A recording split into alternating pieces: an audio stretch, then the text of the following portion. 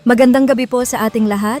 Ngayon ay Linggo, November 2, 2025 at narito ang pinakabagong ulat sa lagay ng panahon, hatid ng inyong independent weather forecaster batay sa opisyal na datos mula sa Pag-asa.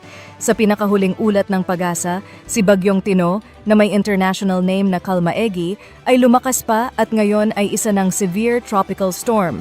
Huling namataan kaninang alas 2 ng hapon sa layong 805 kilometers east ng Eastern Visayas, taglay ang lakas ng hangin na 95 kilometers per hour malapit sa gitna at pagbugso na umaabot sa 115 kilometers per hour.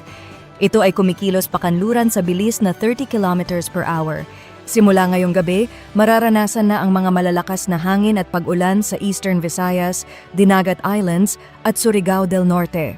Sa mga susunod na oras, unti-unti na rin itong mararamdaman sa Caraga Region, Central Visayas at Bicol Region dulot ng extension o trough ni Bagyong Tino. Bukod kay Tino, iba't ibang weather systems pa ang nakaaapekto sa bansa. Ang shear line ay patuloy na nagdadala ng mga scattered rains and thunderstorms sa Isabela, Aurora at Quezon, habang ang amihan o northeast monsoon ay umiiral sa nalalabing bahagi ng Northern Luzon, kabilang ang Cagayan Valley, Ilocos Region at Cordillera Administrative Region na may dala ring mahihinang ulan o ambon.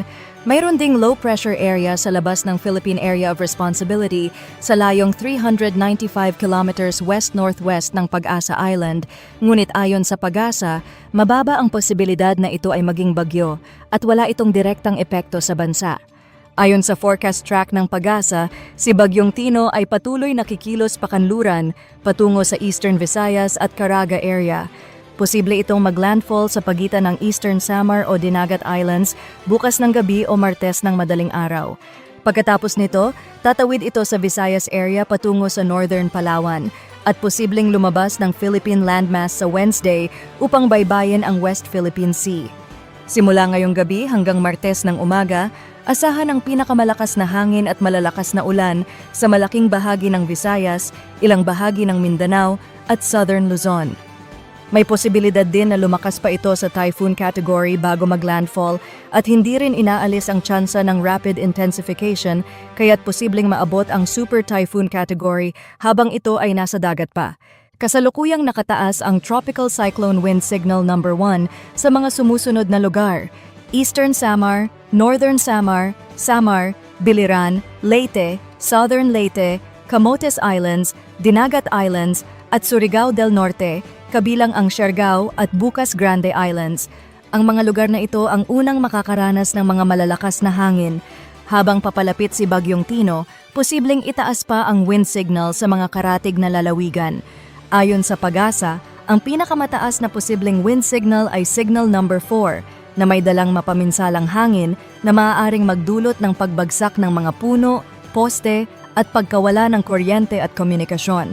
Dalawang weather systems, ang shear line at si Bagyong Tino, ang magdadala ng malalakas na ulan sa bansa.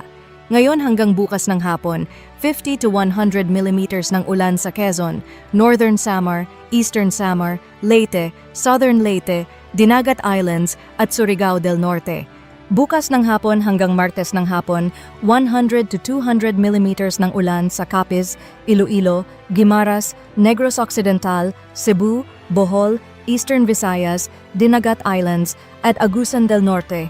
50 to 100 millimeters sa Camiguin, Misamis Oriental, Bukidnon, Agusan del Sur, Surigao del Sur, Bicol Region, Quezon, Aurora, Isabela, Marinduque, Oriental Mindoro, Romblon, Aklan at Antique.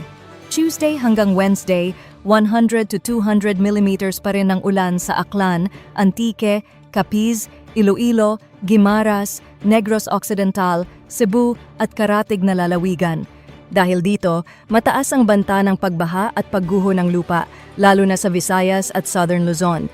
Posibleng makaranas ng storm surge na higit sa 3 metro sa baybayin ng Eastern Samar, habang 2 hanggang 3 metro naman sa Dinagat Islands, Northern Samar, Leyte at Surigao del Norte. Sa mga baybayin ng Agusan del Norte, Bohol, Cebu, Guimaras, Negros Occidental at Masbate, posibleng umabot ng 1 hanggang 2 metro ang taas ng alon. Bilang pag-iingat, suspendido ang lahat ng gawaing pandagat at pinapayuhan ang mga nakatira sa mabababang lugar na agad lumikas sa mas mataas na lugar. Inaasahang napakaalon sa Eastern Samar, Siargao, Bukas Grande Islands at Eastern Seaboard ng Northern Samar. Maging maalon din sa nalalabing Northern at Eastern Seaboards ng Luzon at Visayas. Posibleng maglabas ang pag-asa ng gale warning sa mga nasabing lugar ngayong gabi o bukas ng umaga. Maghanda ng family emergency plan at alamin ang mga evacuation areas sa inyong lugar. Mag-imbak ng mga pangunahing pangangailangan tulad ng pagkain, tubig, gamot, flashlight at baterya. Suriin ang bahay at patibayin ang mga bahagi na posibleng masira ng malakas na hangin. Ilipat sa ligtas na lugar ang mga alagang hayop at mga kagamitan.